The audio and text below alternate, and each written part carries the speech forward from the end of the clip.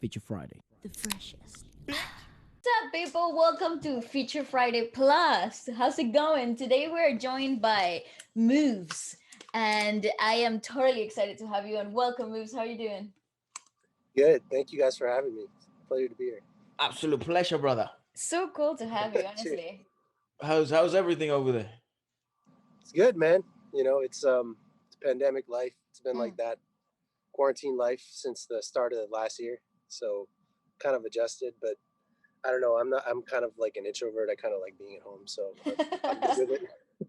No, How about you guys? not I much. feel you. I like this too a little bit. In Yeah. looking at the positives that I kind of like being at home too. Yeah. You don't have to make excuses anymore not to go out. You're like a responsible citizen. Totally relatable. I love that. You know what's weird is like before it was because you probably were on the road as well, traveling sometimes and stuff like that. So it's Yeah. so weird when you're back at home and you got the family back at home and stuff like that, and you're all just together 24/7. It's Yeah. like it's such a it feels like foreign sometimes because especially on my side and I'm always away. So then when I'm here, it's like damn, yeah, family, you know? Took a while to get used to, right? Yeah. Especially the working rhythms, when you work from home Yeah. before anyone else was working at home, or like from your own environment, kind of like Yeah. disrupts your rhythm a little bit for a second there. Yeah, it did. There was some weirdness at the start, but I think we kind of settled into it Do you pretty find good by now. do you find like do you produce everything from your house, or do you have like a studio where you kind of go to, or a place where you kind of feel the most inspired, or you produce everything from your house or make music from From the house. That's what. So my studio.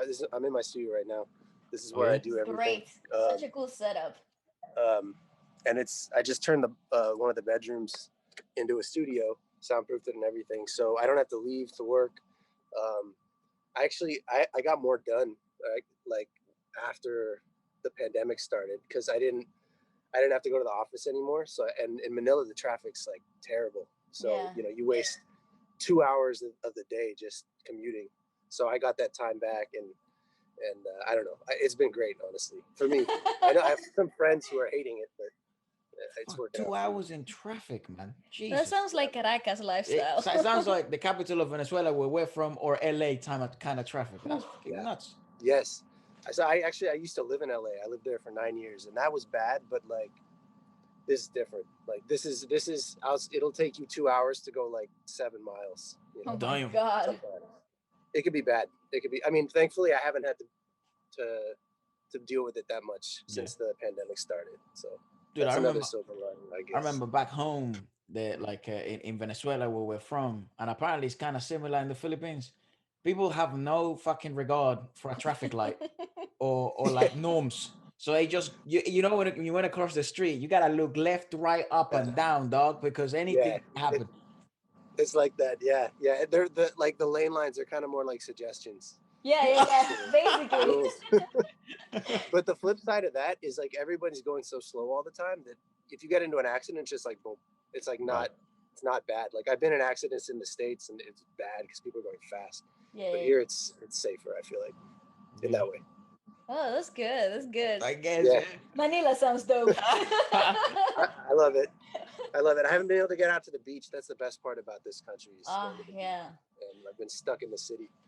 So I'm Why? kinda Why over the that. Philippines, man? Well, so For I'm you? half Filipino, and then my mother's actually British. So I used to go. All right. You guys are in the UK, right? I Yeah. used to visit there growing London, up. Nice. But yeah, I have family over here, and there was an opportunity to work here in music, and that's what I wanted to do. And I was trying to do it in LA, and like it's really hard to do it there. It's so saturated. Like you could be really good, and it's still just like there's like 1,000 other people just as good, and it's just the luck of the draw. You spend half of your time just grinding rent. So I've had a better experience of it here. There's less producers, so it's easier to stand out, I guess. Well, it certainly shows it proves your point. I think well, you your certainly music. fucking stand out, anyways, man. Your stuff is Absolutely. dope. Yeah. Your Thanks, bro. music is insane. I really love it. I was listening to some of the other stuff that you have on Tarsier Records, and holy Yeah. crap, you got some pretty dope stuff over there. It's dope. I love Thank your you, work thank there. you. It's awesome. Appreciate that. Yeah, that's actually that's a label. Tarsier's. I founded that in 2017. Oh, nice. And it's been for the international market, and we've been, just building up ever since. So when we got Bugoy, like, I've been wanting to work with him for a minute, because obviously, I mean, you guys have had him on the show, right? Oh, You've yeah, known he's how dope. He's class. He's Amazing. class. he's one of the most talented people I've ever been I in a totally room agree with that statement. And so we finally got to work together. Was it this year? This year, yeah. No. I think we recorded actually last year, end of last year. But I've been wanting to for a while, and he'd been wanting to, and we finally did it, and it would turn out better than I hoped. So we got a lot more planned. It's a tune and a half. That reggae flow, just so unexpected. I loved it. He really shines on through that style. He does. You obviously saw the opportunity there. It's amazing stuff. Whose idea was that, Chris? To go reggae? Well, I mean, like, I think reggae has been, like, ever since he did that cover of One Day. Yes. Obvious that reggae is, like, he goes reggae and R&B, but we were talking about what he wanted to do, and I had actually just had gotten into reggae a lot at the end of the last year. I was kind of obsessed with it, and so I hit him up. I was like, why don't we just do like a straight up reggae like pop track? He's like, yeah, I'm down. So nice. I made the beat and I sent it to him, and then he and his buddy wrote it, and then he came over and recorded it. And I mixed it and sent it off for mastering, and it turned out how it did.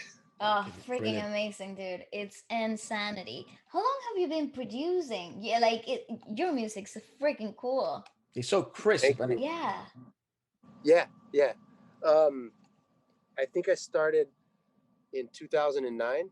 I got a copy of Ableton, and I just started messing around. I just started watching YouTube videos, and I don't think everything I made was shit for like the first 6 years. I wouldn't put my name on any of it. But then I started to figure out like how to mix, and some other tricks. And I play guitar my whole life. I used to play in a band, and so I was able to apply that.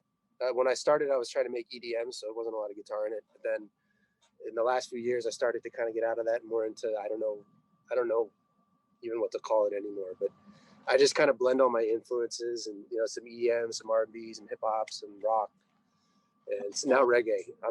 I'd be happy to just make reggae, actually. Nice. Well, you rock at it. It's a great style. It suits you both.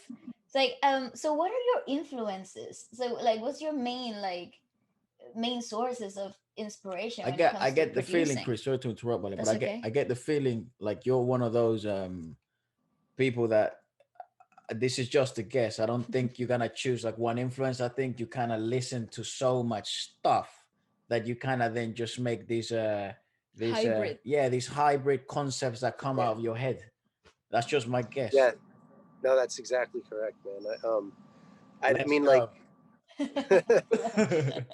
I guess I kind of like all music except kind of country music, and that's nothing against it. It just not really my vibe. But everything else, like, I mean, even like I actually started with classical guitar. That's what I did for like school and then college, and then I was playing in a rock band, and I played in jazz bands, and my dad is super into like samba and nice. And I tried a little flamenco, so it all just kind of. And then I loved like electronic music growing up, like going to raves and stuff. And yeah, you're a raving boy, yeah. I used to be. Damn. Long time ago. Did you have a rave here in London or England? No, when I was in England, it was mostly when I was a kid. I went there a couple times in the last 10 years, but I would have loved to. I mean, I did go out with I went out to a few clubs with my cousin when we were there, and she took us out, and it was dope. I love that city. Good scene. Is good scene. Yeah, good scene in London. Even if when you are into like electronic music, London has some of the best places to go raving. It's dope. And for me, rock music too. Like the UK makes the best rock music in the world. Like, I mean, I love Incubus. That was one of my favorite bands growing up. Me too. Love Incubus. But then Muse was like life changing for me when Absolution came out, and I first heard that. Anthem. I know, it was so good. it like changed my whole shit within five songs. I didn't even get through the rest of the album. And my whole band, we were like listening in the car, and we shifted our sound to that like immediately. Well, what a sound to copy, though. They totally changed the game for alternative rock in the 2000s. I think they really are such a big influence for so many people. Yeah, okay. So is that the impression over there too? Oh yeah, absolutely. Freaking Muse is like royalty. They're legends, right? Yeah. Yeah, Matthew Bellamy is I don't even, he's a genius. I've seen them live like 3 or 4 times, and they're even so better live than I they bet are. They sound like it because they're so comfortable as a band, right? So they really understand each other, and that type of chemistry really shines through on live performances. It's insane. Yeah, it's weird. Usually bands aren't as good live, but they're better live because they're all just mad geniuses. So I don't know. That was a big ass influence for me growing up, I guess, or coming up. So yeah, I guess, does that answer your question? Yeah, absolutely, 100%. and it kind of it's such a different mix in sounds, right? Because you don't usually get rock heads that listen to electronic music, or you don't really get many rock heads or electronic music people that listen to much reggae. You know, so it's kind of like this bizarre agglomeration, which I think, to be completely honest, Chris, it's like at the moment, I was thinking about this the other day, and it's like when you look at the charts, right? And we were discussing this lately, right now. You probably agree, but music is very cyclical at the moment. So, you know, kind of the same sounds that were popping in the 80s are starting to pop back now. You know, you're getting BTS making fucking 80s songs. You're getting Dua Lipa, Miley Cyrus, basically making... The Weeknd just kicked it off with that whole Blinding Lights album. Yeah, it's like funny you mentioned that, because I just started working with an artist who they gave me the most specific, like, a peg. Over here it's called a peg. I don't know if like a reference. Of course. Really useful word. I didn't learn it till I moved here, but their pegs were Miley Cyrus, Plastic Hearts, and James Bond music. And I was like, what? So I kind of let it mull for like a few days, and I tried some stuff, and I asked them questions, and then I was really happy with what turned out. And when I was mixing it, I started listening to The Weeknd a lot, like Blinding Lights and Eat Your Eyes. Like, I just love those tracks, but then as reference tracks for the mix. And you're right, like the 80s vibe is definitely coming back, and it is cyclical. It's definitely cyclical. Is that like every 20 years? Bass, is that synthy bass and the cool melodies over top, and you got that high reverb, like spacey voices coming back. I mean, the drums, the 80s drums. Just 80s. It's straight on 80s drums, dude. It is. It's straight up. And it's weird because like you hear it and everyone's just like, oh, that's dope. Like it's time, you know? It's like it just kind of it's just new kind of time. It's like it's new again. And you listen to it and you're like, oh my God, it's like I'm listening back to, like, I don't know, freaking what's the name of them? Well, like an 80s band. Yeah, wait, because they started being relevant again because of TikTok. 1975. The Clash, or no.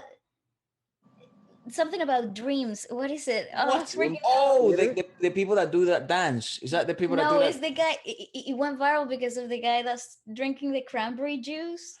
Skating. Brother, you know that video of what's the name of the band? I love him. Yeah, the Cranberries? No, the Cranberries is a sound that's coming back for sure, but it's not. It's this geezer. It's this geezer that's like skating down the road and he's like slurping on like cranberry. What's the song that's playing in the background? It's Dream. It's not Dreams. It's. I know the video you're talking about. I know the band. I listen to the band all the time, and now I can't think of it. That's tough.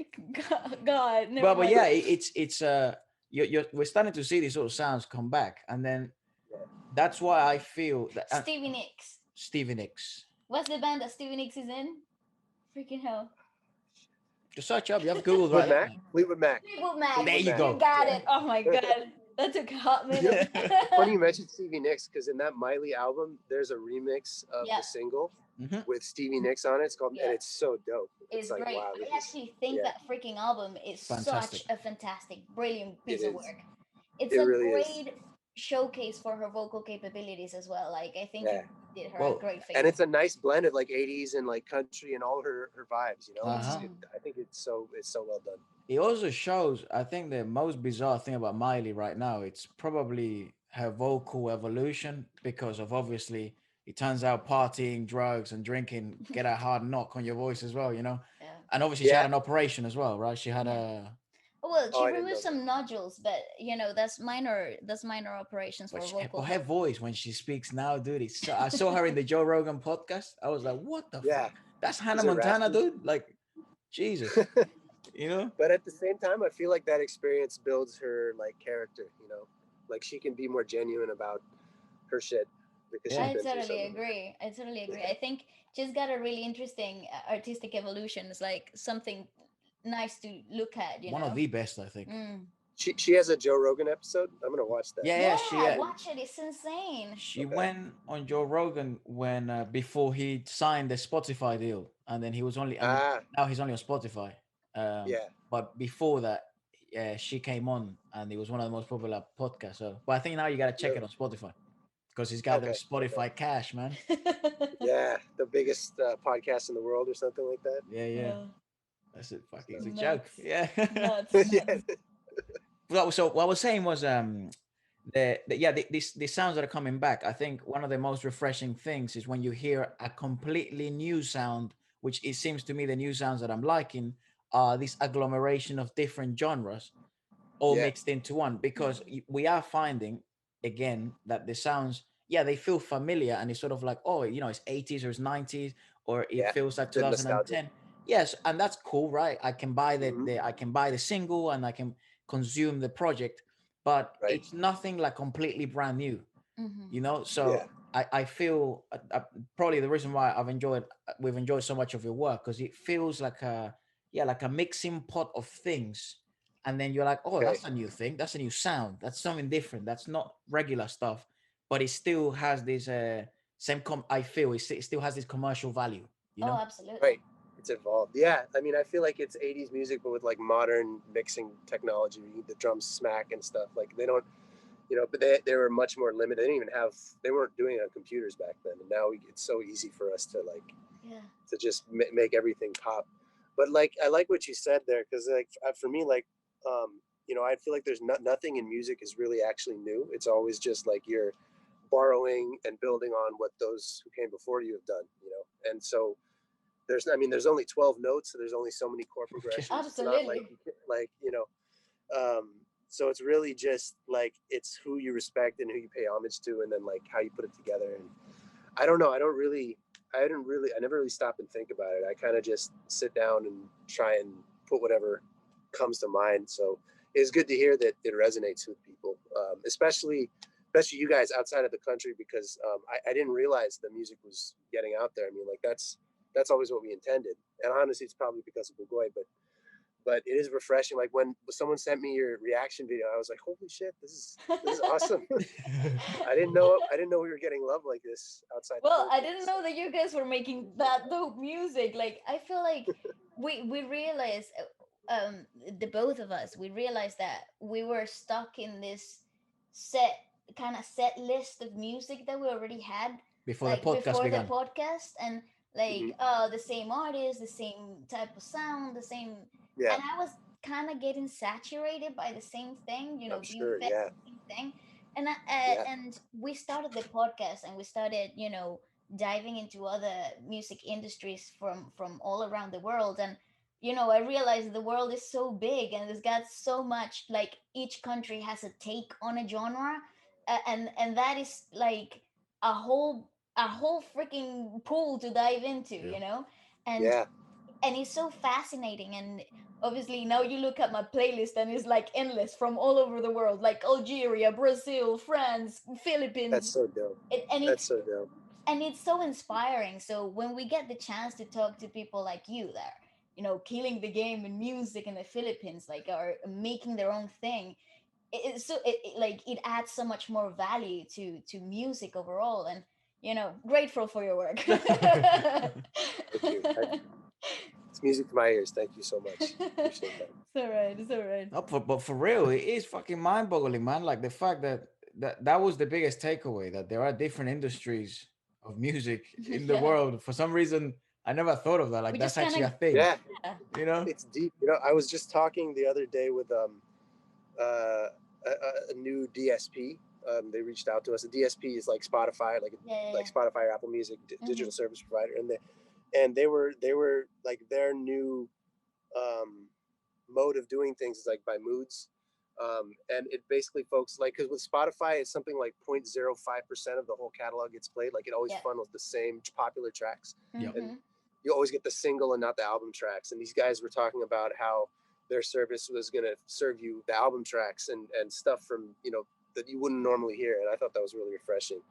It kind of ties into what you're saying, because it's like there's so much music out there that's not tapped, that's not top 40, and And it's so good what you guys are doing because it exposes people to that.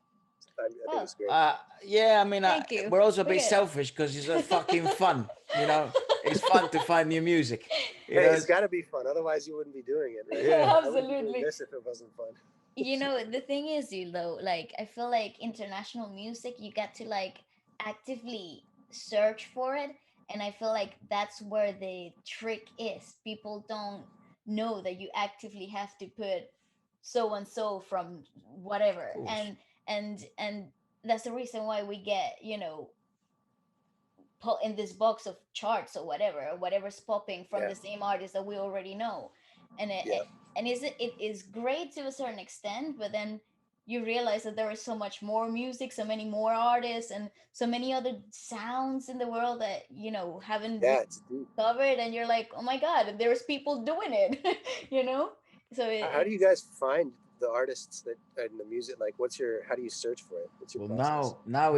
now it's a bit more unrealistic because of the channel. People send us basically Oh, everything, but it before, comes to you. Yeah, yeah, yeah. but before the channel kind of picked up traction, especially the podcast picked up traction, it was more a matter of friends that already knew about an industry somewhere in the world, and then they would be really like balls deep. Like for example, the Korean industry is a really really deep industry. Hmm. right.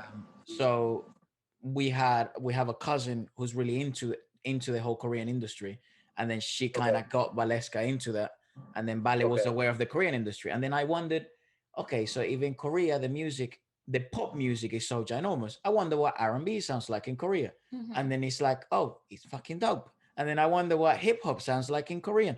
Oh, I don't understand half of it, but if I put the lyrics on, it's actually one of my favorite hip hops in the world, It and Because then smacks. Yeah, it's so lyrical, you know. it also you are people live. yeah, people forget that languages have different natural percussiveness, and that languages have Hmm. different natural tonalities, different natural Yeah, tendencies. So yeah. French, for example, French R&B is my favorite French because it's my Okay. favorite R&B, sorry, because the language itself is naturally seductive, is naturally Sensual. It has It sensual, a and lends itself to the genre, like yeah. the yeah. sound of the yeah. I So could once you listen I to could French vouch for R&B, you listen to, I don't know, my favorite R&B artists. I like old school R&B, right? So these French artists are also being inspired by them. Mm. But when you listen to French R&B, you're like, that's that's what I think someone intended when they were playing rhythm and blues. Like, and then it evolved to modern R&B. You know what I Yeah. mean? it. But Yeah, I would have never experienced it if I wasn't in the whole let's go country right. by country. You know? Yeah, and it all Yeah, started, and it all started like a game, like, oh, I wonder what R&B sounds in Brazil, or the pop, what's pop in Brazil. Yeah. And we found out that in Brazil they don't actually have pop like we know it in really. America or in the rest of South America, which is like, because they have pop, they have funk, and that is Oh, their mainstream media type of sound, funk, Those funk, really? those beats, Brazilian funk. yeah, those beats that go tung ta ta tung ta tung tung ta ta tung ta, and then there's a bunch of twerking and women in bikinis. It's freaking dope. It's No super bad, eh? No Yeah. bad. So and that's how it basically began, like just by curiosity. It sparked our curiosity, what is like. And then by chance I was listening to a playlist of Asian R&B, and he landed on Filipino, and I was like, my God, the freaking vocal house has arrived, and I didn't because I was even wondering. I know. saw a lot of your videos on your channel reviewing Filipino artists, and I was like, You guys, how did that happen? you guys have the biggest catalog of music, of artists, of The talent. I'm Philippines like, is unbelievable, bro. It probably is, and hence we cover so much on the channel.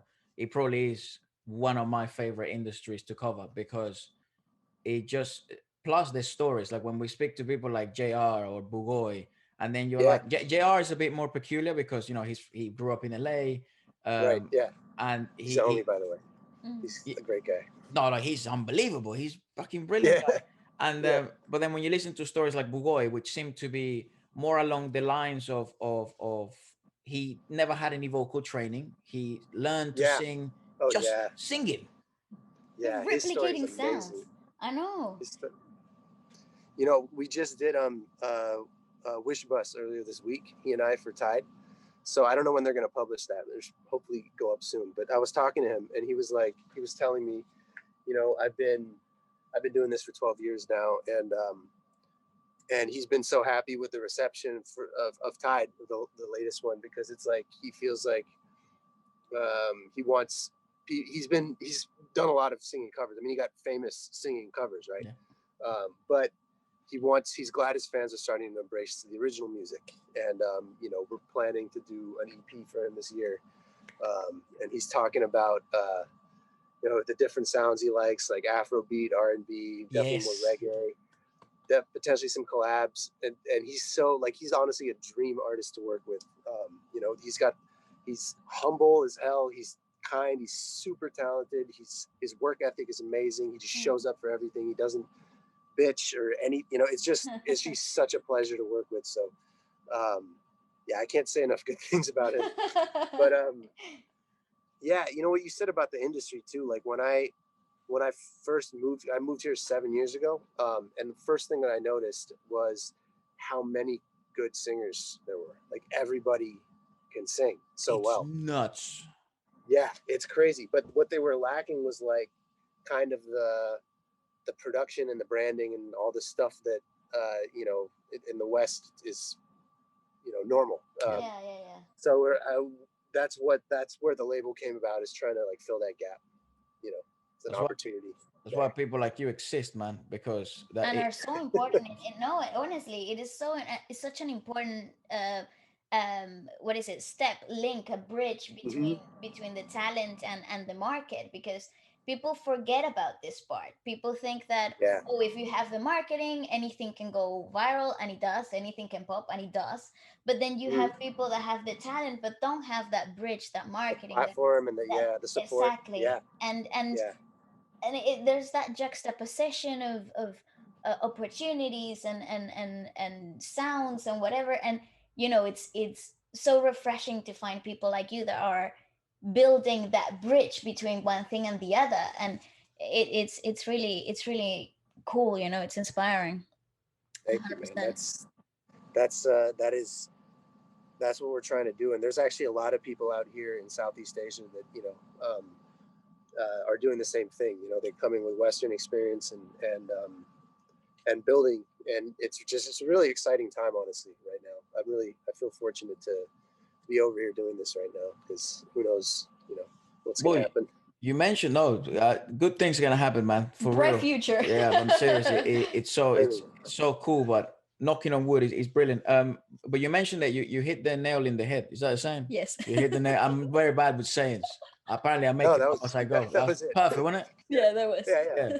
Right on the donkey's mouth. That's perfect, right? That's a saying as well. No, it isn't. Anyway, I like that one better. It's even better, isn't it? Yeah. So you hit the nail in the head, because you said with Bugoy, he's a unique character in the terms of he became famous through covers, right? Yeah. So I noticed that a lot in the Philippines, where covers seem to be the thing to do to grab traction, which is absolutely fine. I mean, fucking hell, do whatever you need to do. And plus, sometimes I think the covers are better than the originals. Yep.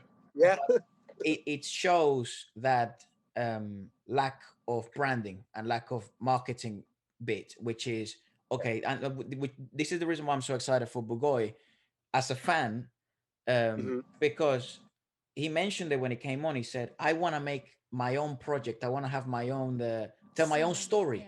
You know, I want to tell my own story of love, Yeah. of hardships, of my Yeah. sounds through melodies. And then I'm like, bloody hell yeah. You know, because as Yeah. a fan, I love your covers, bro. Like I adore them. Yeah. But Yeah. I want to know you. I think it's the time that I want to get to know, you know, Jay. I want to get to know Yeah. Bugoy Drilon now, you know? Yeah. Yeah. When did you guys have him on? Out of curiosity. It was at the December, was end. it? Yeah, it was the end of last year. Like It was. yeah. So he Around, mentioned, I think it was before Christmas. He mentioned that he was working with you, I think, yeah, he did. working on an EP for like, he was working on an idea of Did an he EP. say that we already recorded? He said that he was working on some stuff. I don't. Yeah, I He want did- to I check don't the date. remember. I want to know. I have the project here actually open. I'm gonna check the date. Let me see. He Let me didn't, he see didn't when it tell us was. any names or anything that he worked with, but because we posted it a week later, didn't we? Yeah. So just check. 11 November 24th. So yeah, that must have been we had already recorded by then. Ah, you so had he was already. He might have been talking about Tide at that point. Oh Now, yeah, he I was. think He he was. does. Yeah, he quoted. Yeah. He sang a bit of that of Tide, like the Oh, he beginning of did? the verse. Yeah, like for like Okay, 3 okay. seconds. Don't worry, he didn't spoil it. No. That's good. That's a teaser. That's how, because I was wondering, like you guys referenced one of the lyrics in the review, so that's where that came from. Like, okay, Yeah. got it. Nope. Yeah. And plus, it's Freaking- catchy ass lyrics. So I reckon if I hear it twice or once, I'll pick it up. Yeah, it's really yeah, clever it sticks in your lyricism. head. So he wrote that with his buddy Kenji, and they did such a good job. You know, they really wrote a hit, I think. They totally did, and obviously totally backed up with that rhythmical flow on the reggae. And the chord progression was so clever as well. I really, because I was listening to other reggae, like I was listening to Skip Marley the other day. Mm-hmm. I think he's so freaking cool, and Yeah. I like his inclusion of hip hop and pop into his music. Yeah. I think Yeah. I think it's a very fresh new reggae sound, Mhm. and the chord progressions were really different from what you do, and I really like the fact that it was so unpredictable, and then because it's a pattern then you get used to it and it's a hit and it hits with you, and I really like that was really clever. How do you come up with that Appreciate stuff? I mean, I don't know. It's usually I just mess around. You know, I actually have the project open. If you want, I could play you like different layers of it and show you how. Sure, Yeah, go on. absolutely. Yeah, why not? So it started with the acoustic guitar. I don't know if you can see. Yeah. Perfect. So Waleska's low key freaking out here. Totally freaking out. She loves this. She loves this aspect of studio music. But why you gotta expose me like that? can you hear it? That's the first thing that it was. Just I was on the acoustic steel string, and this is a really good sounding progression all on its own. You know, like this is just catchy as a chord progression, and then I added, you know, the drums. That's dope. I really like that. Yeah, the drums is fat. And then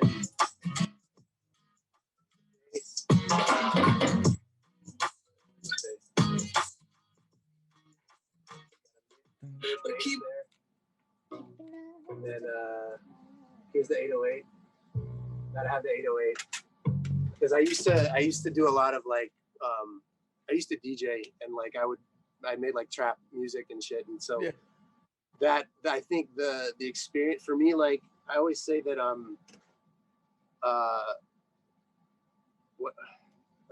EDM is to mixing as classical is to playing. You know, like classical is the hardest to play for me. EDM is the hardest to mix because it's like it's so full, and especially at the time it was like loudness wars, like, and to do that you have to, it's like a puzzle. It's like you have to find the exact frequency range for each layer, and if they overlap then it's going to clip, or it's not going to be as loud, it's going to smush.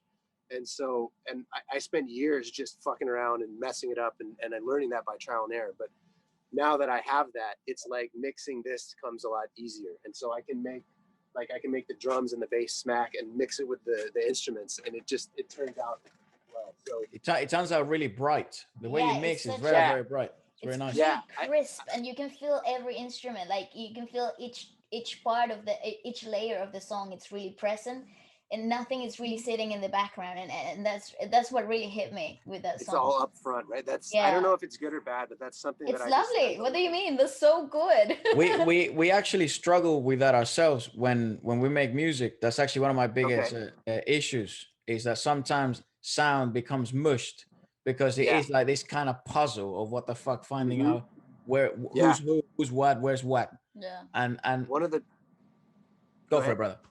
I was just saying, one of the first things that can help that is if you high pass the bass out of every single sound that doesn't need, like, put it, high pass, like where you cut out, you put an EQ and then you cut out the lows. Yep.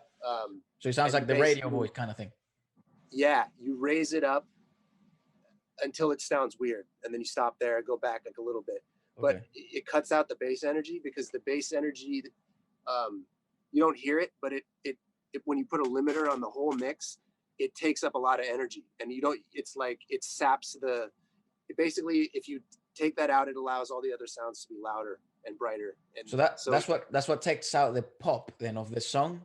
You know what I mean? Like it doesn't, it makes it sound less bright, and you're saying it's the energy of the bass. Yes, like for me, like everything here is high pass the hell out of it, except for the sub. Okay. Where is it? The 808. Wait, let me go back to where I was. Well, yeah, you can't really high pass the 808, because then it loses 808, right? It loses what it is.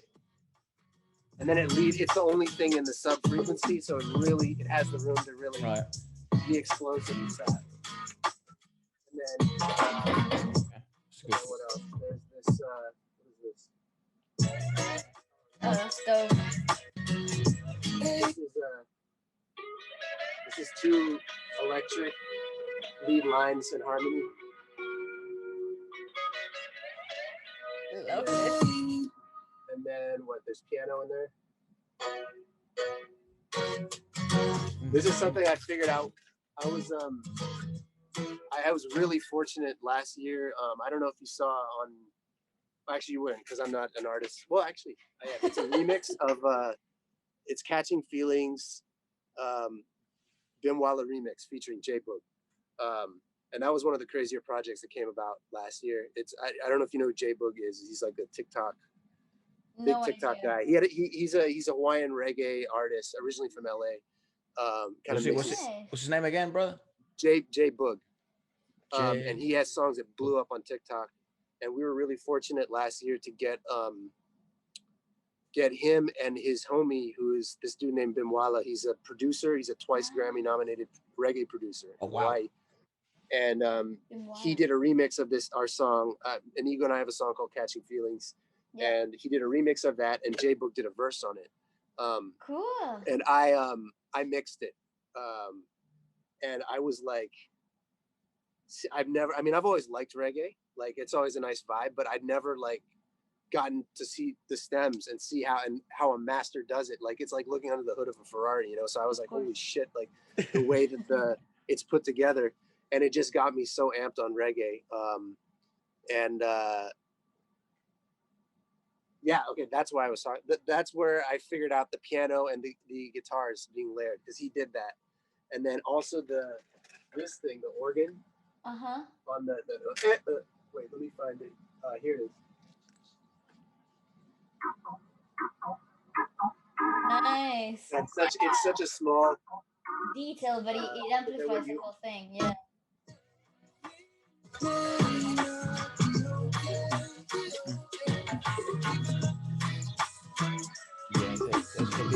Yeah, they really make the song. I think details like that really make the song itself.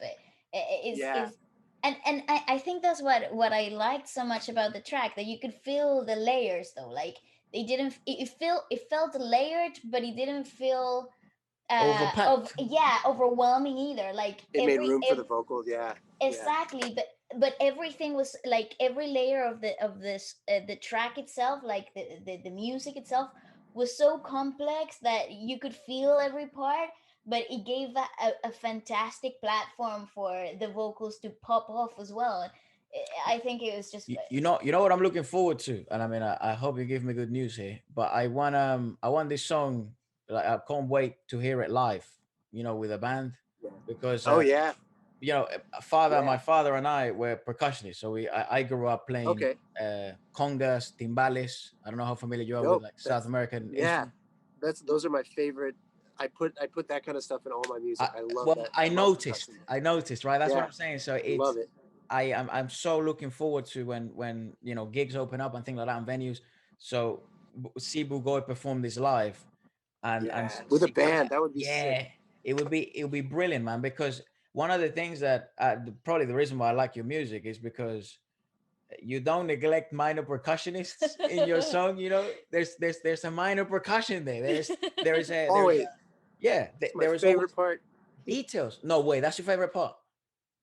It's one of the for me. If I have a definition of my sound, that's one of them. Because I try to make like You're just island saying music. that to make me feel good, No, man. bro, no. In I have hand drums in every single fucking song. It's like my thing. Dude, I it love makes it. such a difference. It just does. It makes Yeah. such a difference. You're You literally know, if ever you part want, you could right if you want to record a hand drum part for one of the songs, like you could do that and send it over. Like I could send you a beat, you could add a layer and send it back. And then, Anything you need, man. I'm down.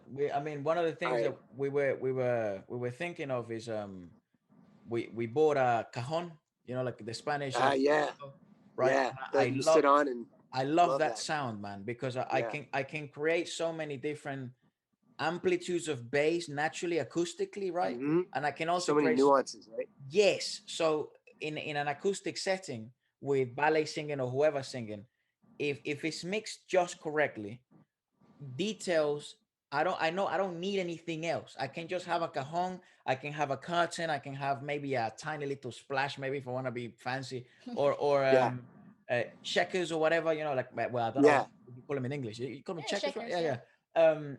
And maybe a bongo on the side, and I basically have a band on my own, yeah. you know. I love that sound. And that you're right with the cajon. Like if you slap it, like you can almost do kick, snare, and hi hat, but Yeah, depending on where you slap it, right? Like if you it's hit it with the side versatile. of the fist, you get this really big amplitude sound in the middle, which actually traditional flamenco players don't enjoy. So if someone from Spain is watching, they'll be like, "That's not how you actually play it." But then if you open slightly the Never. palm, the resonance amplifies, but so like centered, so it's different. If you hit it with the tip of the fingers, you get a more deep bass. It's so I Okay. just love that fucking It's instrument. deep, huh? Yeah, Yeah. man. That's something I would love. I wish I was good at is percussion because I would love to. I would love to like. I mean, some of the percussion I record, some are loops, but I would love to have it all be recorded. You know, to be that good. Well, yeah, That would be again, dope. anything you need. But yeah, if you have anything where you think the cajon would fit, just text me. Don't miss that opportunity because I wanna play that fucking thing in a All right, bro. I got you. I'm gonna. Yeah, maybe on one of Bugoy's songs. How's that? well, no, it'll be fun, man. It'll be fun. All right. Take me through this, because you keep you keep going back to it, but I don't think we've actually asked you about it. What was your journey in the music industry, but in the Philippines? Because in LA, you said it was more kind of I'd imagine that was your training ground, right? And it was a tough training ground, Yeah, I'd imagine, because there's so much Boot competition and camp. yeah. But now it was. Yeah, it's a great that's training totally ground, right? necessary. Yes. Yeah. Yeah. Because you learn it at that level. In the Philippines, it was. So when I moved here, I knew how to produce, but not mix, because I'd been working with a business partner in LA, and he was more the engineer, Mhm. and I was more the composer. Um, so when I got here, I started my solo project, and I was like, "Fuck, I need to learn how to mix." And it took me 3 years of just watching YouTube videos and trial and error, and um, I would spend. There was one time I spent. I want to say I spent. It is ridiculous, but a whole week just trying to mix a single sub part. Because you mix it and then you go test it in the car and the Bluetooth and the laptop, make notes, come back, try again, and render it, do it again, and And I just did that till I hated myself. But in doing so, I learned where to notch it. And, you know, I just learned by brute force, trial and error, how to mix these sounds. And so now it's a lot faster. So that was a big part of that. And then on the networking side, when I first moved here, I'm lucky. She was my girlfriend at the time. My wife grew up here. And so like she has a bunch of friends, and some of them were, you know, artists. Like she was in the theater world, and one of these guys, his name is Sam Concepcion. I don't know if you heard of him, but he's an amazing, multi-talented dude, singer, actor, host, dancer, amazing dancer. Wow. Anyway, when I first moved here, he and I just started making music for fun and putting it on SoundCloud, and that's kind of the in doing that, like, you know, and I would like make the artwork and you know, just put together a silly little promo campaign and ask him to post it. And those are kind of the processes that ended up being the foundation of the label that we're doing now, you know. So I like took that process and kind of tried to operationalize it with like a team, and it was, you know, definitely some kinks at first, but I think we've finally gotten this past year especially. We found our niche, we found our rhythm, and we started having a lot of wins. So that was cool. I guess that's kind of the short version of the journey here. Yeah, it's interesting. Yeah, you mentioned you know, the fact that you have you've produced and mixed these records for this TikTok fella. What's his name? Inigo Pascual. Inigo Pascual. Because he came from TikTok, right? And one of the things that I'm not very big on TikTok. I don't consume any TikToks or anything like that. But one of the things, I'm not really into the whole dancing thing, man. Like I can't dance. Yeah, nah, it's not. It's not that. It's just like, all right, the challenges and stuff. What the challenge, and you look good, you look bad. Not really how I hang out. You know what I mean? Oh yeah. The platform itself. Yeah. But it's traction, right? It's traffic. So if you're a musician and you're a singer, I can get on it. So seeing kind of the evolution of music through TikTok in the last year and a half has been so interesting to me. And then seeing the fact that it actually catches the attention of serious producers, and music, genuine good music comes out. It's mind blowing to me that TikTok has also evolved the music scene. Actually, it has, and you know, it's like, as you said, it's a tool for exposure. So like so this dude J Boog I was talking about, he was kind of like, his heyday was early 2000s, and then he stopped being so active, I think. But then his album, a couple songs from his 2011 album became like, not memes, but huge TikTok sensations, and it re-exploded. Like, he's now a huge artist again, literally because of TikTok. I mean, he's also an amazing artist, but TikTok was what bridged to the new generation of fans, really. I was gonna say that, you know, the whole online community for the younger generation, the generation after us, that's the teenagers of today. They really get so much access to so many things, and musically speaking, like bombarded by music constantly. So when like some of like the 1999 R&B songs that were popping when I was growing up, that they didn't know about, are popping back again. And Keisha Cole's popping again. Like, what the fuck? Like freaking you know, Usher from 2001 is like a thing again. And you're like, dude, that is crazy. I used to dance to that stuff, you know. Take me back to high school and shit. Exactly. So the whole internet is such a brilliant platform, because the things that you never know are gonna pop, they do, and like the things that you thought were going to pop, they don't. Hence why. And it's such a tricky fine line. Hence why, Chris, I think this is the best time for an international label like this, because it doesn't matter anymore. Like, does it? It doesn't really matter if your music is from fucking Mars or Jupiter. It no longer matters. It's just quality that matters. Especially after 2020. I mean, now it literally doesn't matter, right? Yeah. Like, that's the experience we had last year. Is like, it was actually easier for us to do international projects, because like everything's on Zoom, right? So like, it doesn't matter where the artist is, they're just as live as if they were in Manila. So like, we did this one we did this thing last year where I reproduced, Marry Your Daughter, Yes. that song from, so that's by Brian McKnight's son, Yes. Brian McKnight Jr. He's super cool dude. I linked with him in LA in 2019. The way you met him. Yeah. That's I dope. actually met him in LA in 2010 because Alex, my girlfriend at the time, her mom was friends with his dad. So like I just met them briefly. I went to Brian McKnight's house. It was kind of crazy. That's Whoa, crazy. man. But I then, know you just said that casually, brother. Like, Like, yeah, yeah. just like, you know him? Yeah, I met him. You know? no, it was crazy. It was a big ass mansion in Bel Air. It was like, this is surreal. And then nothing for 9 years. And then we linked up in LA at this like lunch networking Philippine thing.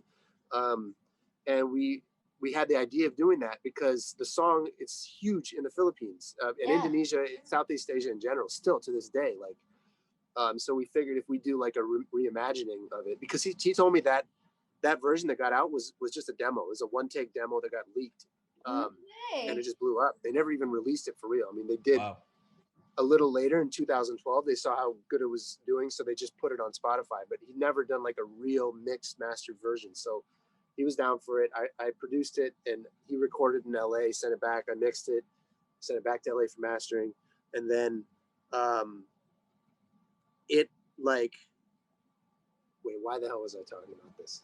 Because you were saying that it's so cool that international music, now, like, it doesn't matter anymore. Working internationally. Oh, right. Yeah. So he did like almost 3 months of promo here because it was going off. It was popping off, doing really well. And he was just from his apartment in LA, like he would just show up on these talk shows and like radio, and it's just all Zoom. So it was really, I don't know if that would have happened if not for 2020. Well, it wouldn't have. I think the same. Like this whole pandemic and the world situation actually broadened up the whole online community, like to a whole tenfold. Like it really amplified the whole experience. I mean, we wouldn't be doing this if it wasn't for the pandemic. We would have never actually gotten to speak to you guys if it wasn't for the pandemic. So it's. I was just thinking that the other day. Like, I'm so glad, it's so good that the pandemic waited until now to happen, when like video conferencing apps are good enough to like handle it. Because otherwise, the whole world would have been fucked. Yeah, could you imagine if we had to do this through Skype when Skype was glitching? No, dude, no. Messenger. Do you remember MSN? Oh my God, yes. I never fucked. Oh my God, you missed out on the best years. MSN. Come on, dog. MSN was like that little. It's like this. It was just the Hotmail Messenger. It was Hotmail Messenger. Hotmail. But you could, instead of emails, it was instant messaging. But the webcam stuff, it was atrocious. It was so bad. It was like at 240p. Because this was 2008, 7 or 6. So this was horrendous. So not AIM, right? No. That was way earlier. Yeah, that was earlier. I was like, and then there was MySpace. Oh God. Yeah, I remember MySpace. My band had a MySpace page. That shit was funny. Yeah, I know, right? It's crazy. Who would have thought that social media would basically be the trampoline for everything now? Yeah, it's like, it is everything now. How long have you guys been doing this podcast? Less than a year. So we have 2 podcasts. One is called Feature Friday, which is the one that goes out on Friday, and that's the one where we dive into different industries, music industries in the world. Actually, last week we did an Indonesian special, which is just Indonesian artists, bro. Nice. I didn't know. I had no idea. Rich Brian, I love that guy. Nikki. Bro, yeah. 88Rising is 88Rising is killing the game. Like, they really got some fantastic artists signed to that label. They're amazing. Yeah, but that's exactly what I want our label. That's like the peg for our label. You're paving the way in the Philippines. You're really doing the work already. Didn't you work with an artist from 88? Didn't you? Actually, so we did work with 80. Last year, 88. They launched something called Paradise Rising, which was like their Philippine label. Oh, nice. And they did it. It was an EP with 5 different artists, and 2 of the artists they got from Tarsier, from our label. That's awesome. Which was awesome. And they were songs we had produced. Actually, one of them I produced for the album. So I'm actually technically an artist on the track, but I just put myself there to as a producer to kind of build my Spotify profile, because it actually helps me. I can use my profile to help pitch smaller artists. The pitch goes better. And that's the only, because I'm not like out there doing the artist thing. I'm really just producing. But like this song was a collab between me and Leela Alcacid, who's a super talented young neo soul R&B artist here. I need to check her out. She's amazing. Yeah. The song's called Clouds. It's on, if you search 88 Rising, you'll find it. It's one of the 5 songs there. And then the other artist is Kiana V, who's she's one of our original artists. She's like a super dope, same vein as Leela, but she's been doing it longer. She's like a neo soul R&B artist, and we actually have some other plans. We've been talking to 88 since then, so there's some other stuff in the works. So I'm very excited to be tying up with them and shit. Oh, let us know. We'll check it out on the channel for sure, man. Yeah, absolutely. Whenever you have anything dropping, let us know. We'll feature it anywhere. It's fucking brilliant. Yeah. Man. But I thought what I was saying, but I was saying, so we the first podcast is Feature Friday, which is where we dive like into this new industries, and I was actually so sorry. No, or we dive deeper into a group or an artist, like we try to find out more about their discography or stuff like that. And which is a bitch with copyright, because it means there's no, all it's all claimed, but that's what I mean. It's just genuinely fun, because I don't know, man. Sometimes it hits me really hard that how the hell did I not know who this artist was, And it's not like they're doing bad for themselves, you know what I mean? It's not like that, like, oh, I want to find out to show support. It's not just that. It's like I like music, So finding that's on Feature Friday, that goes out on Friday, and then Feature Friday Plus, which is the plus is kind of being joined by someone else, that goes out on Sundays and Wednesdays. And that we've been is that doing, what this is? Yeah. And that so this will go out tomorrow. And we've been doing this since December. I think so. Yeah. So not long. But Feature Friday, the main one, it's been a year. We've been doing. Okay, that makes sense. Yeah.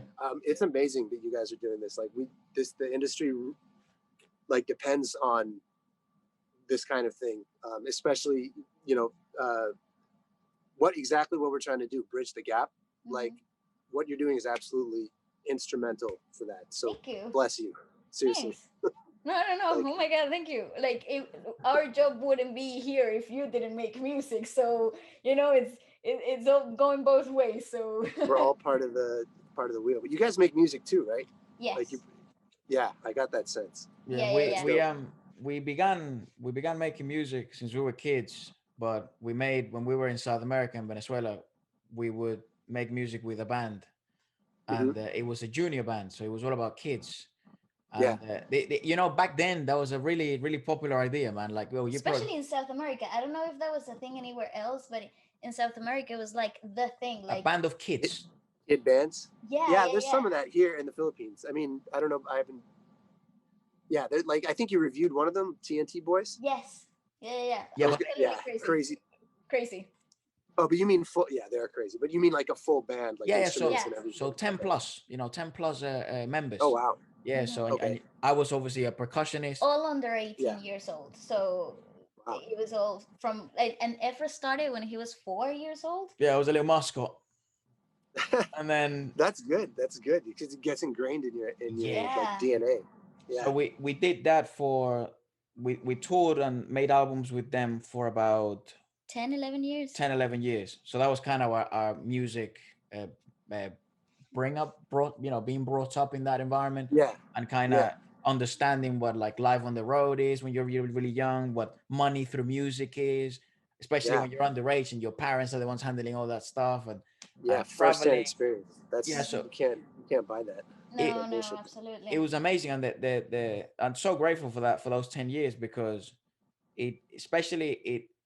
one of my opinions, which people seem to resonate with when we do reviews and things, is I think you only get to know a true artist through live performances. Absolutely. Nowadays it's so bizarre what's going on in the industry sometimes, that you're getting some of the best artists that are great studio artists, and there is huge value in that.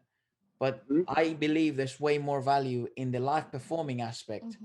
And it actually, as a matter of fact, they have to go hand in hand, man. They have got to. You can't be a great studio artist and be trash live. Mm. And I can't tell you how much I agree with that. That like, and I experience this a lot, and I think it's partially because of social media that like kids, especially the ones who have tons of followers, it's like that's first, and then like secondary, they're a musician or an actor or whatever, a model, whatever.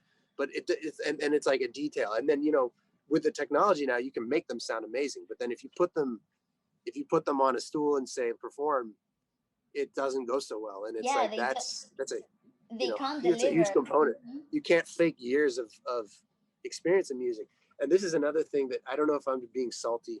I probably am, but sometimes on when I watch YouTube videos, for some reason it serves me ads of production tools that are like, you don't have to learn music theory. Like here's chords and here are melodies and like, Yeah. and it's like, God damn it, like that's not the that's right not message, man.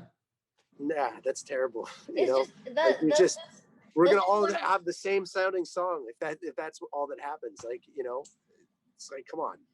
And people And I, forget. again, I'm No, screw no, bitter, but I agree with I you. totally agree. I think that those tools are like microwave meals, they're instant meals, and yeah, there you have it, something to cookie feed cutter shit. Yeah, like, yeah, and then it's mass producing, and I think that's what the world is at this moment. Like you just Well, if it, instant, quick, everything that you could do it now, and I just think we're missing the true essence of artistry, of music, of oh yeah, feelings and lyricism and depth of creating overall. So yeah.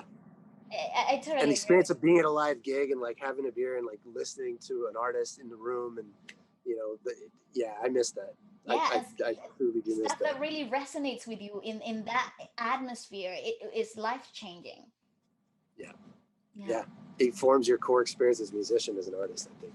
because it's absolutely. ultimately what the whole music industry was built upon anyways. I think it's also I'd love to hear your thoughts about this, Chris, because Yeah, it's no coincidence that hip hop has taken over the world in the last 10 years. Production, softwares, plugins have evolved in a way that maybe they're evolving faster than Anything producers else? are. Yeah. I'd imagine you're always like, oh my God, this fucking thing came out. I got to learn this as yep, well. I got to learn that. yep. So they're evolving so fast. And it's no wonder why hip hop has been the one that has benefited the most out of it. It's taken over the world in the last 10 years when really it was an underground genre. Yep. So Mm-hmm. it's because it's the most self-produced. I can produce it at home. I can do it from Yeah, my room. I can do it from the yeah, bathroom. I can do it from a closet. That's how Drake began. yeah. That's how all these guys began. So Russ is a great example of that. Oh, I freaking love Russ. Russ is to me the best example on how to play the music world and the music game In right today's now. generation, yeah. He's the Yeah, way to do it. yep, yeah. I mean, if you're like him and you can do it, you can produce, mix, rap, record, you can do the whole thing yourself. And and you have the drive and the dedication, and you're willing to just eat shit and be broke for as long as it takes, which is a lot of that. Uh, yeah, like he is the perfect example of that in the modern industry. It's not the most time efficient way, but it's a way which he no longer needs to be clawed to anything or anyone. So he's Yeah, he didn't need a label or anything. he's an And yeah, it's interesting not time individual. efficient, but like I feel like without the years of spent doing that, just like without, if you hadn't had the years being on the road, you wouldn't. There'd be a huge chunk missing, of the musician you are today, and you can't fake that. So I totally agree with that. I think it's invaluable. Yeah, I agree with that. I think that long time period of an artist of struggle and coming up and like working with your claws and your way through artistry gives a lot of maturity to the artist and Character, depth, yes, experience. Yeah, absolutely, and it creates the true essence, the true colors start shining through their yeah, creativity. Like you get yep, sounds that have never been done before because these artists really know themselves to a T. You know, they've and that comes through the struggle, that comes through the years of solitude and hardship. You know. And it builds the, you know, the tools necessary to make it, because this industry, like, none of us, let's be honest, none of us get into this industry like for money, right? It's because we love music, because you don't make a lot of money for a long time. People have that misconception in the music world. Yeah. Yeah, you know, and that's, I think that sometimes younger artists, they expect too much too soon, and they don't realize that, you know, this thing is, if you're really picking this as your profession, like, you need to be ready for a long ass grind, because that's what it is. And like the LA thing's a perfect example. Like, artists there, they'll just sleep on couches and they'll show up for anything. Like, any opportunity to show up, just do whatever until something hits and they get lucky, you know, because it's a mixture of being talented, lucky, networking, and everything lining up, right? And just being around and sustaining and surviving long enough that you're there for that moment when everything lines up and you seize it. And that's, I mean, that's how it's always been, right? So I do think that's something that, especially younger artists, they get, it's an unnatural progression. Like, they get famous on social media, like like instantly. And it gives them a warped perception of at least the music industry. I can't really speak to the, you know, other industries, but yeah, definitely with music. And I've seen it sometimes, you know, like they get kind of lost. They get too ahead of themselves, and they have unrealistic expectations about things, and it gets weird. Yeah, That's why. I totally agree. I mean, today you get artists, young people that, you know, produced an EP from their bedrooms on GarageBand, you know, and they go And it sounds great. and they go absolutely viral with that product, and it's not it's sustainable, and it's not something that has enough, it's not rooted enough, so they can't replicate it. And and after such a high comes a really big low, and you know that shakes anyone up, you know. And it's kind of rough. It's kind of rough when you come on the low, and now you've signed, and now you're a professional, and now And you're in it for life. and now you're in for life. But you're a 17-year-old geezer who doesn't even know who I am yet, and I don't even know how the hell did I manage to do that. Am I lucky? Am I worth enough? Is this for me? Is this not for me? But hey, you signed that contract, so now you're no longer all of that. No longer. Oh, the label. Yeah, that's. You're a professional now. Weird pressure. I can't imagine that. That's why, you know, and this brings me back to the beauty I feel of, and I'm sure there's some bad things, you know, but this is one of the reasons why I like the Filipino industry in this core sense. I think Filipino artists, in a general basis, it's a big generalization, but in the general sense, are first live performance and then studio. Yep. Yeah, I always say, if any cocktail band in the world that you go to, there's probably one person is Filipino in it. Like, they're all over the world. That is so accurate. You know, they're all like on cruise ships. Like, there's just a natural affinity for music there that I've noticed. Like, even when artists come here and they perform live, back when that was a thing, you know, when they put the mic to the crowd, and then like here, like, they're all singing in tune. Like, when I would go to shows in LA and the US, it just sounds like but here it sounds like a choir, and it's like you can see the artist like trip the fuck out. They're like, okay, let's do another chorus like this, like you know. So yeah, I agree with what you're saying. They are natural performers first, and it's something I've been thinking about, because like K-pop is a great example of how it was the first real big Asian music export to the rest of the world. It's now a global phenomenon, right? Yep. And I feel like the Philippines has the potential to do that, but not like K-pop, because like K-pop, it's very manufactured. It's very like, there's like government funding. There's a ton of money that goes into it. Like, the artists, like they get recruited and they train for like years, and they get facelifts, and just, it's like a machine. It's crazy. But I feel like for the Philippines, number one, the budgets aren't there, so that's not going to happen. Like that. But also, I feel like it'll be more organic. So I've been trying to think, like, I think about it all the time, and something I keep coming back to is like, maybe doing covers. Maybe that's what we're good at. Maybe that's our thing. Maybe that's the entry point. Maybe it's like doing really dope remakes of songs, but with your own flavor and using that as a gateway into the original music. I don't know. I mean, I could be completely wrong, but I've seen it work a few times. So I kind of want to keep trying it. I think I was gonna say the results are there though. I yeah. think the formula has already been is already worked for you guys. Yeah. I think it's worth it. I mean, what's the saying? Extraordinary claims require extraordinary evidence, and there is extraordinary evidence when it comes to covers do lead to hits, do lead to great EPs, do lead to great artists. Great So recognition from the original artist as global well. exposure. Yeah. I don't think that's a bad idea at all. I mean, it's a weird game though, isn't it? The cover one, because you also like it's the whole what's hot in the moment. So you gotta always be okay. Let's produce this one. Let's produce that one. Let's get on this cover. Let's get on that cover. But and that's careful because I mean, you have to be careful because you could just end up being a cover artist, like just pigeonholing yourself, right? And I've seen guys who get really big doing that, and then they try and do originals and it just doesn't hit, so they just go back to doing covers. So I feel like it's a matter of, like, at least for the Philippines, or for what we're trying to do, picking songs, just strategic ones that are really big here and just doing it really well, and then going back to the originals and just peppering, like throwing them in there as little boosters. I don't know. I mean, I'm just it totally I'm with you. works. I think I'm with you too. It's that whole catering to every audience type of thing. Like you drop your cover that's totally different to the original, or that has a totally different flair, and then you drop your own sound as well, and you mix and match to whatever you actually want to do, and it's clever though.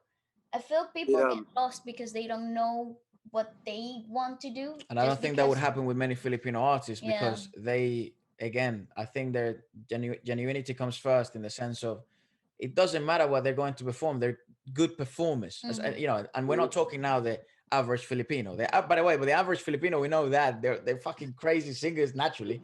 But we're talking now actual genuine artists, because it's one thing being a singer and then being an artist. Right, it's kind people of like Bugoy, exactly like, so we're talking Bugoys, we're talking Daryl, Michaels, this type of individuals, right? So they're not thousands of gigs. It's just like second nature to them. They're not average, man. Like these guys are anomalies. These guys are outstanding. So I don't think it would be an issue of with them. I personally don't think it would be an issue of, okay, they may just turn into a cover artist, because even Bugoy himself has said it. It's like, I don't want to be just that. I want to be me and also have the capability of doing that. So I don't think that would become an issue with them, because that genuinity comes first. So I am with you in that. But they've just go for it. Sorry. They've just been lacking, I feel like, the platform, like, the branding and support and the production. And I feel like it's just a little thing that is missing, but it's like, it's very necessary, right? So you give that to them, and then it allows them to be the version of themselves that they wanted to be, or that they foresaw, but just didn't have the tools to get there.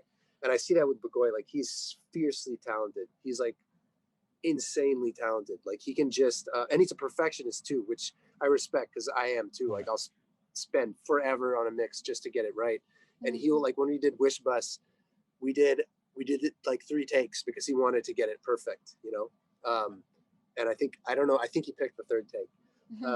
But yeah, it's really inspiring to be around people like that. And the other thing about the covers is it it taps new audiences. Like, if you cover a classic song, but you do it in a modern style, then you're going to appeal to younger listeners, and I mean, you're going to appeal to the legacy crowd who liked. So, like, we did a remake of Air Supply's All Out of Love. I produced it, and Inigo sang it. We just dropped it a couple weeks ago, and it was crazy. I had been talking with Air Supply's publisher in LA, so we were able to get the actual original duo to come online and, like, surprise Inigo. That's awesome. And say, hey, we love your remake, and he, Loves his mind. I would too. Yeah, and they told us they really liked the remake, and that I mean, that's something I'll never forget. Congrats. Oh my God, Fuck. dude. Yeah, it actually just happened on Friday. We had a press con, and they said that they were like, you know, he was asking me like, how did you do the guitars and stuff, and I was like, fuck, this is Graham Russell. This is the guy who wrote this song in 1979.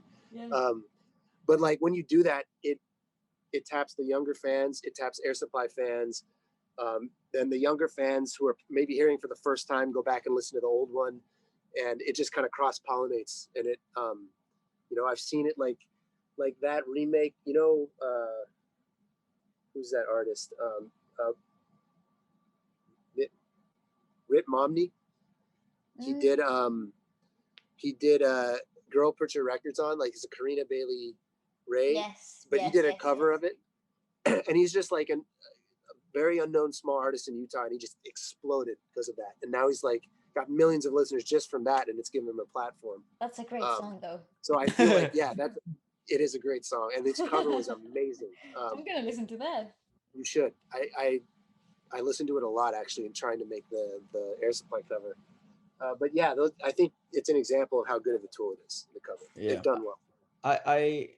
There's one thing that a lot of people think when it comes to this sort of a question of being able to bridge. Oh fuck it! 7.4 million he's got.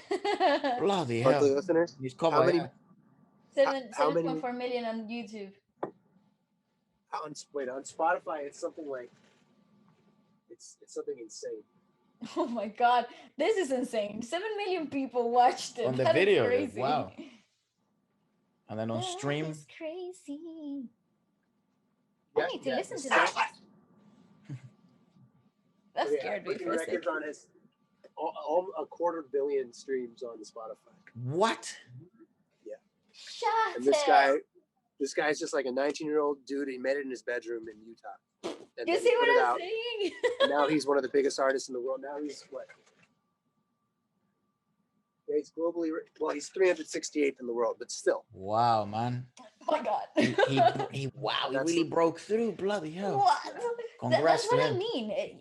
The online industry, it's just such a platform. Like if you, and that's the thing, you never know. It's a gamble. Like this song wasn't popping. This song wasn't a tune that was popping.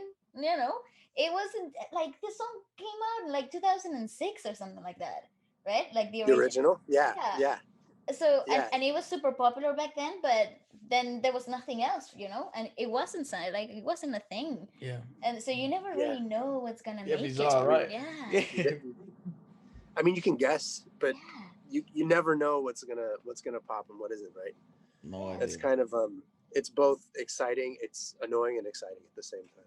Yeah, I'd imagine. I think it's just a game of perseverance and just keep going, keep doing I stuff. think you said it correctly. It's being able to survive long enough, because your moment. That's the thing we all know, right? If you dabbled in the industry, the moment does come. It's there. It's just no one has a bloody clue when. Exactly. But it's actually there though. It's an actual thing. It exists.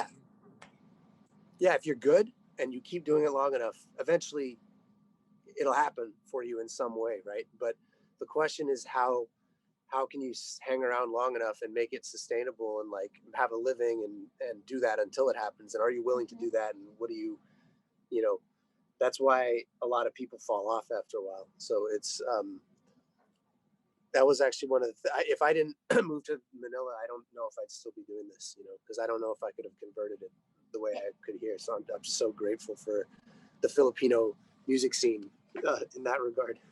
Yeah, no, absolutely. We're grateful for it too. So are we, and I think again, I think it's in the next few years, it does not surprise me. It will not surprise me when we start seeing these Filipino artists really start breaking through in UK charts and US charts and breaking through. It could be even be just online to begin with, you know, where you get these like viral songs. It will not surprise me at all. One of the things that I was going to mention, just because a lot of people send me this, it's like, Efra, don't you think the key for maybe these Korean artists, you know, this is kind of how the thing is, K-pop is a hard one, right? Korean pop is difficult to use as a model to try and replicate Yeah. because it's a it's thing in its own. You know, Yeah. they figured something out in their own, and there is some takeaways from them. I think they're one of the industries to learn from, and I think the American industry either has to pick stuff up from them now, because obviously the Korean industry is based on the US industry back in the day, and they evolved Yeah. it, kind of created this training system, which I think is one of the best training systems in the world. Say, yeah. Yes, it is. But I think the world industry really just has to start focusing a bit more on Korea, because they're gonna end up taking over the world, and I'm happy with that. I wouldn't care, but because their music is bloody good. But Yeah. there's artists from all over the world, and the Korean industry is really doing things correctly in terms of marketing and pre hype, pre-sale, fan and artist communication. For example, they have the strongest fan bases in the world, without a doubt. That's a lesson to be learned. There's something there that they figured out that They have it down to a science. Like it's,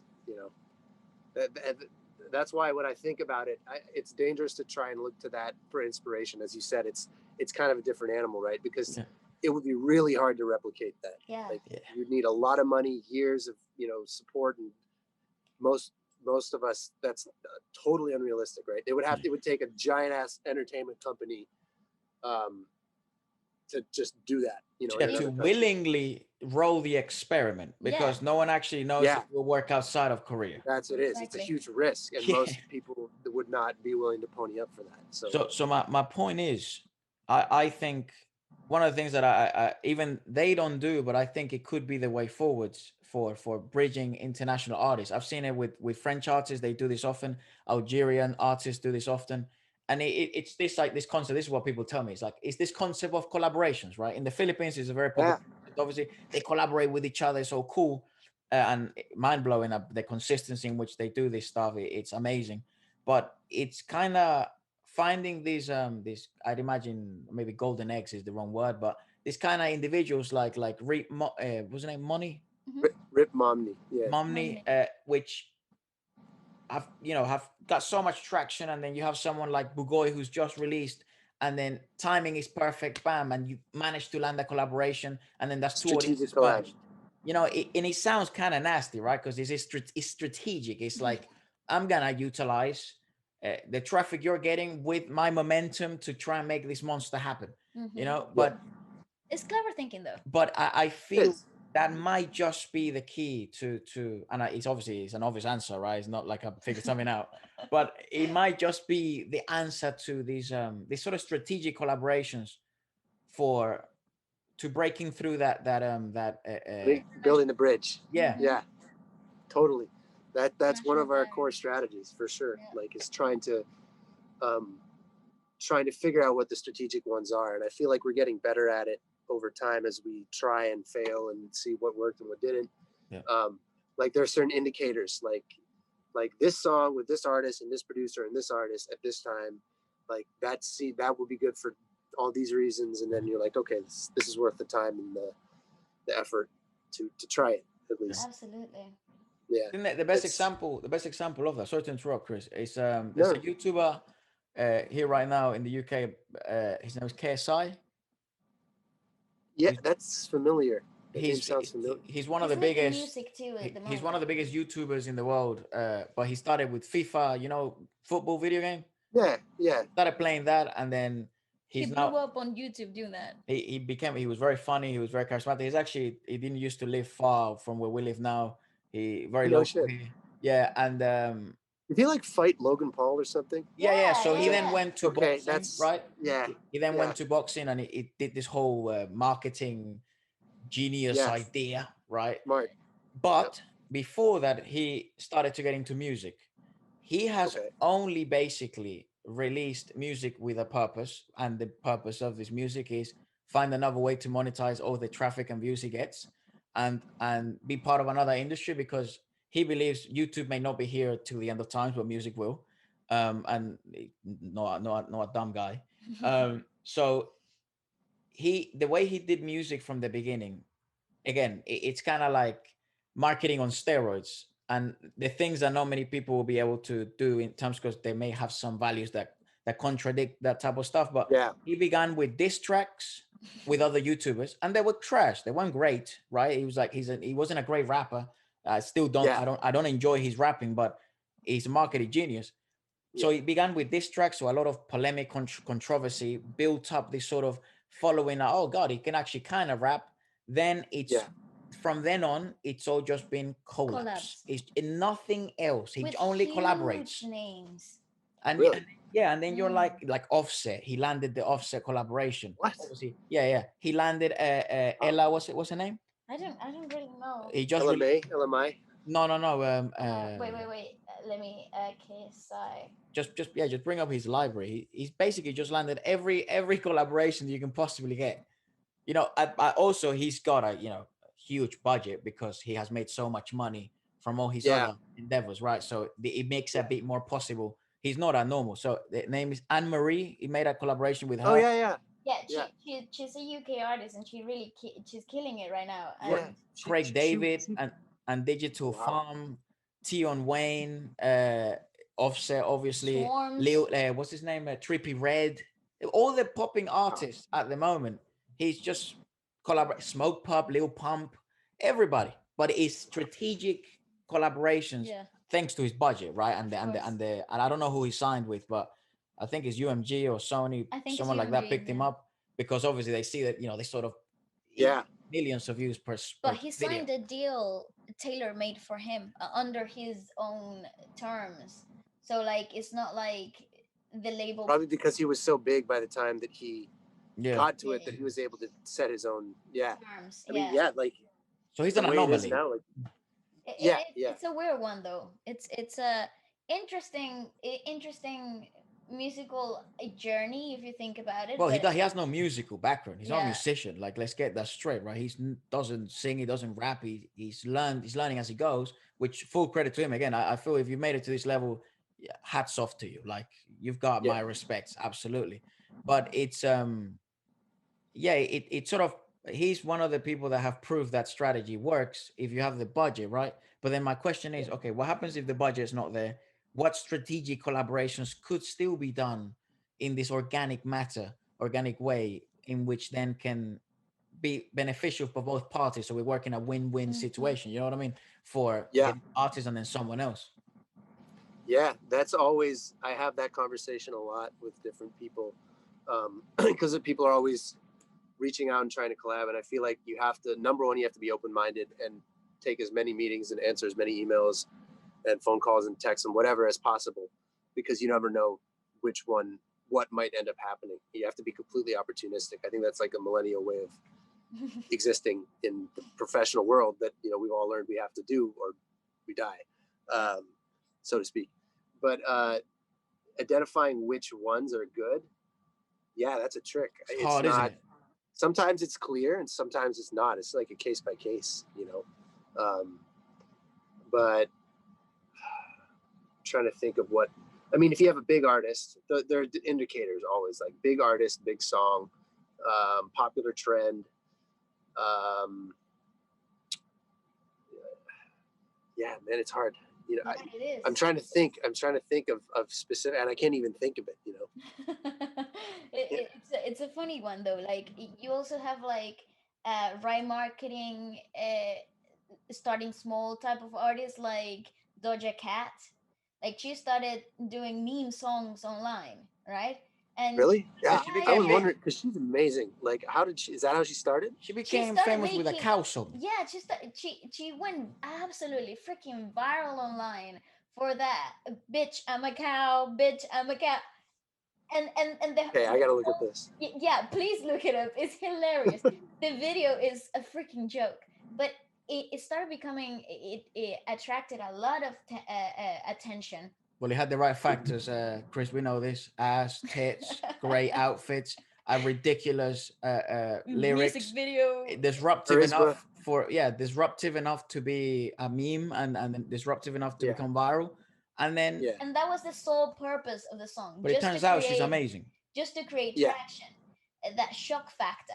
That was it for that song. But and it was a marketing stunt, right? That's what the label came out and said after the small label she was with. It's just, why not? Yeah, it was really. Yeah, And from there on, she, started releasing a lot of really good music and really freaking amazing. So when by the time she drops her second album, she was already known by half of the world, and that to me was really clever. And I was like, you just gotta be open minded. Yeah. Maybe you just need to make a song about a cow. Say yes to as many things that you have time for, and that seem like a good idea, because you just never know. You can theorize as much as you want. You can try and calculate it, but at the end of the day, it's like you just got to try it. Yeah. And when if you fail, you learn, and you apply that the next time, and you just keep going. You just grind. Yeah. Plus, she also has the right personality for that, because she didn't let it define her. She kind of just turned it into like it is what it I'm is. just funny. Like that's just who I am. Like that's true. Yeah, because if you look at her like Instagram, like she posts funny ass videos. Yeah, she's crazy. And then the next thing is like a badass like music video, and it's completely serious. She can flip it like that. Because I think you could end up becoming like a joke or a novelty if you can't. If you just become known for that and just pigeonhole yourself. Yeah, credit to her for that. Yeah, it comes down to a lot of like I said, it just comes down to perseverance, a lot of time in the industry, and just elbow grease. Just sticking with it. It's so true. That's a simplistic way of putting it, Vale. Yeah. No, for real, I think so, because I agree. To finish off, brother, just what kind of music are you listening to at the moment? Like, what artists are kind of in your radar? Like, you kind of listening to, it could be in the charts or maybe not. Or well, like I mentioned, reggae. I've been loving reggae lately. Like the whole vibe, just when I hear it, it just takes me. What artist, man? I like sharing playlists so I can add music to my playlist. I'm pretty bad about this.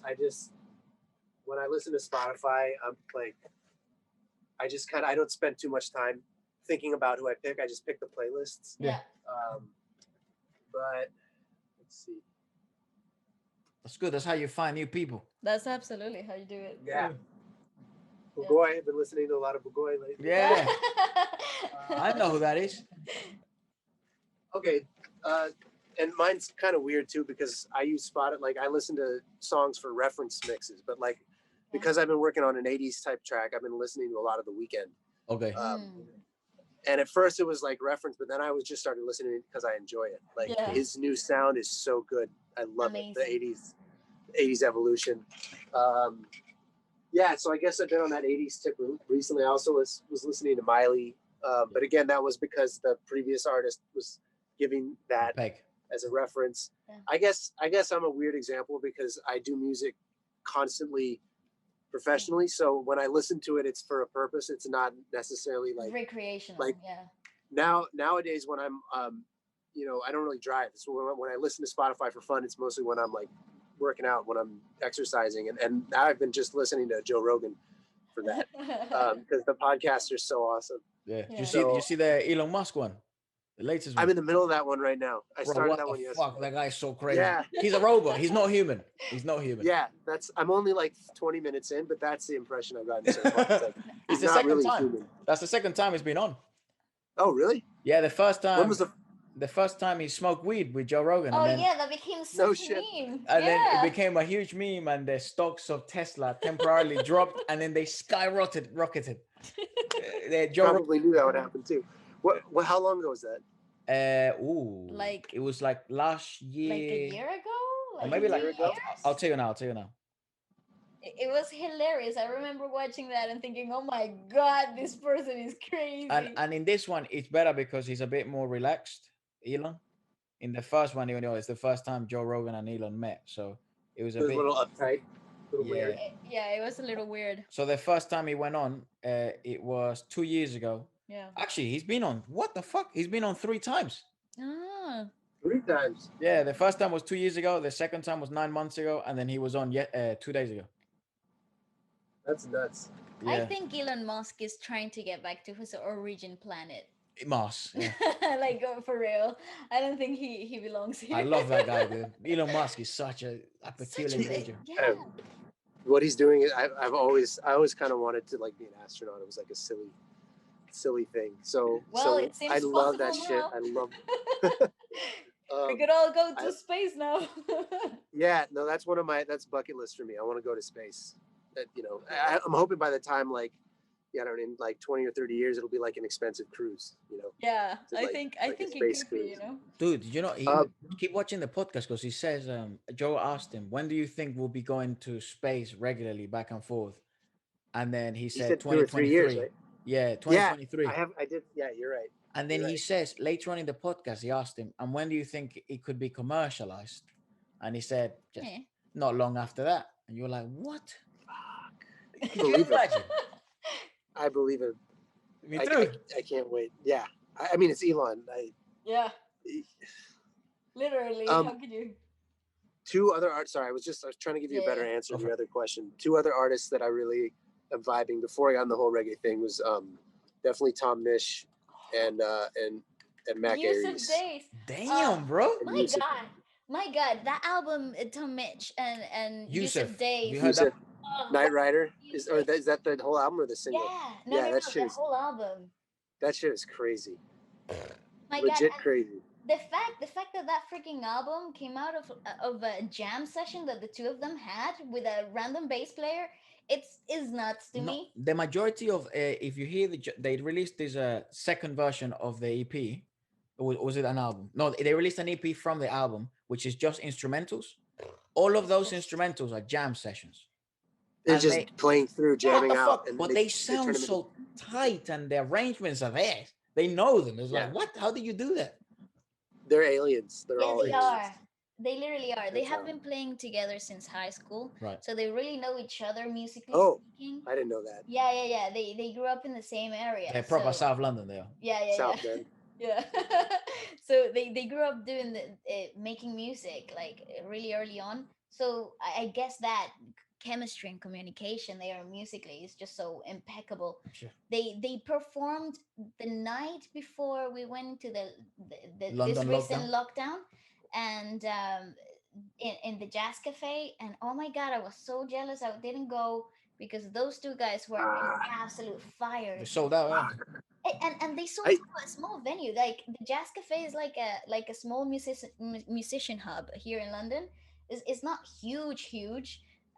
But if you're like a music nut, you go there. Yeah. You go there. Yeah, that where you see all the good acts, right? When they all pass Exactly. Yes.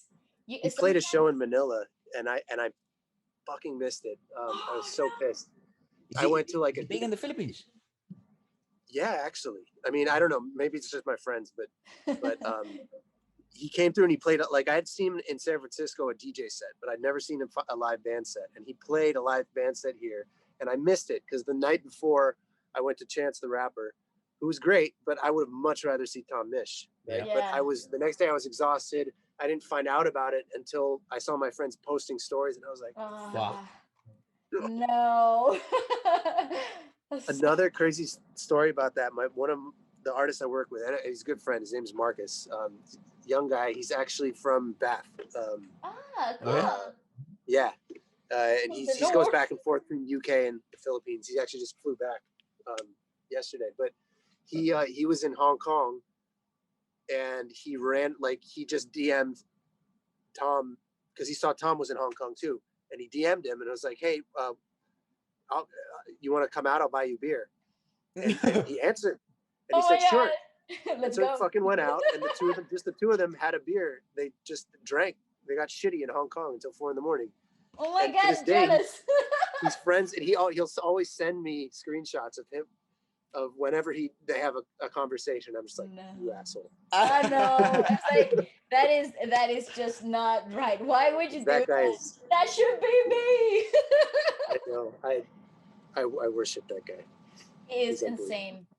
He really is on another musical level. Yeah, but he's also the reason why I asked is because McCoy, he's he's KC's guitarist, KC Thunderguns. Yeah, he loves Tom Mitch as well, and I was like, what?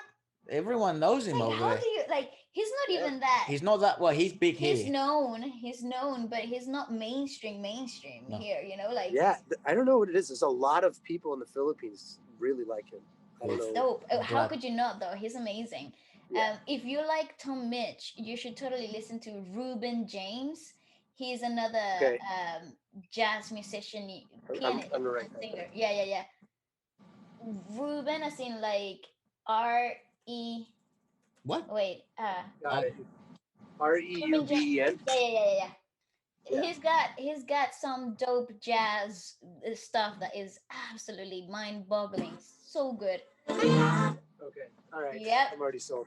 yeah, I'm yeah. gonna listen to that right after this. Honestly, yeah. Ruben James is dope, and anything from there on, it's just insanity. He's really good. Another, Okay. he's not mainstream jazz musician here, but he's from the new jazz generation of London. Yeah. It's absolutely That's a deep hole there. The mixture of jazz and hip hop. yeah. yeah, dude, you It's gotta so come, good. man. You gotta come. There's so much. I There's would. so many sounds. Like especially if you Yeah. are into the underground scene, like not as much the mainstream scene, because the mainstream scene you can get it anywhere from any part around the world. Right. But the underground scene Is just dope. is so deep here in London, especially in London. It's It's very not, nice. and it's really not mainstream. Like a lot of people don't know about it, and you're like, dude, you're missing out on core music. Yeah. I would love to do that. Yeah. To go to like some dirty dive bar and just listen to some. Yes. That's my shit. Underground bars. There's sometimes these like special rooftop events, which like it costs like maybe 25 quid to go in, and Yeah. like a margaritas are free or some bollocks. You know what I mean? And you listen to this like band, and you're like, who the fuck are they? I've never heard of them. And you're like, they're Yeah, just killing it. They're playing jazz sometimes they're playing like rhythm and blues, but with cellos and Yeah, it's and just- basses, and you're like, what the? Where did I land? Yeah, it's like Is that still happening right now or no? No. No. We're on a lockdown We're right in our now. third lockdown. So we literally Yeah, have no life. It's been really bad there lately, huh? Really, really bad. And it kind of like you think it's gonna get better, but then it doesn't. And it's been a long time since we've been inside. I like it. I can't wait for that to come back. I And like yes, it. I would absolutely go over there and do that. Come as man, soon you're as I welcome. can. Well, welcome anytime. This house now is your house too, man. So Anytime. whenever. Thank you, brother. I really Yeah. appreciate that. I might take you guys up on that someday. Absolutely. I would love to. anytime. I mean, I have folks over there. My cousin and my aunt live over there, so I've been wanting to go back for years. I think the last time I was there was 2016. Yeah, no, let us Anytime. know, and yeah, hopefully by the time you come around, everything's up and running again, so you can actually enjoy the whole music scene like it should be. Yeah. Especially London. It's just anywhere you go, you will go like on a Friday night, you go to a pub and there's a band playing, and especially in Central, you get something. Well, that was what you were doing. Yeah. Before the lockdown, Ballet was gigging with a few bands all Yeah. around London, and That's actually dope. all around England to some extent. Yeah, just the outside of London Touring. and London itself. Yeah. And it's Nice. it's such a pleasure to go to a pub or go to a bar, and then you have like a great singer, band and stuff, and you can just have a beer and you're listening to ballet. You're like, holy shit, this just suits so well the whole thing. Yeah, And it's so- free. Like she gets paid, but the pub experience for you, you experience the live concert for free. Yeah. Yeah, because the alcohol pays the bar tab pays for Exactly. it. Yeah. It's a I vibe. miss that. I fucking miss that so much. Me too. At the same time, I'm glad about this whole work at home situation. I'm happy with the non-socializing part of it. Yeah. Not me. Yeah, you're the other kind of person. I think. Yeah. I don't know, Yeah. but fuck it. I'm tired of it. I Okay. actually just we just had a baby. I just had a daughter. Oh, congrats, a month man. ago. Congratulations. Thank you. So being stuck at home with her has been like the greatest thing ever. Yeah. Aw. I just get to like sneak upstairs and like harass her and my wife for a few minutes and Aw, that is enjoy that. And I adorable. wouldn't get that if it were normal times, So. Of course. It's Lucky so times glad. for you. Lucky times. Yeah, it's weird, isn't it? The effect of babies in humans, like they just make your day so much better. We have an older sister, and she had a baby where he's now 5. Yes. So, but when he was basically A baby. really, really, really close to newborn, they came over to London and stuff. I think he may be like 8 months old, 9 months old when she came, and it was just so bizarre. Like I couldn't even notice it with other people, strangers. As soon as they saw the baby, they were like, Oh. the smiles all around. It's so peculiar, the effect of kids. It's like crack. They're like a drug or something. Yeah. And they smell so good, which is so weird. They like do. their little head smells so good. Even their feet. I mean, that's weird, but I love it. I totally agree, though. It's so bizarre, but it's the most Very cuddly, thing. those little things. Yeah. Very. Yeah. The cutest thing. Yeah. Congrats. What's the name of the girl? Her name is Audriana, with an O. So we call her Audrey. Adriana. Oh, that's cool. Odriana. That's a lovely so we call name. Audrey. Yeah. It's kind of weird, but I don't know. Alex picked it, and we both liked it, so Audrey. just went with it. Nice. Congrats, that's a nice brother. name. That's brilliant stuff, brother. If you have anything to promote that you like to shout out, or anywhere where people can follow you, just let them know. Yeah. I mean, I'm at Moophs on all platforms, MOOPHS on everywhere. I think on Twitter it's M00PHS because someone took it. And then check out Tarsier Records. That's our label, at Tarsier Records on all platforms, and that's the best way to keep up to date with everything. If you want to listen to everything we've released, all my time goes into the label now. So there's a playlist on Spotify. Just search Tarsier Records. You see the logo, and that's the whole discography. So, keep watching us try. Oh, brilliant stuff, man.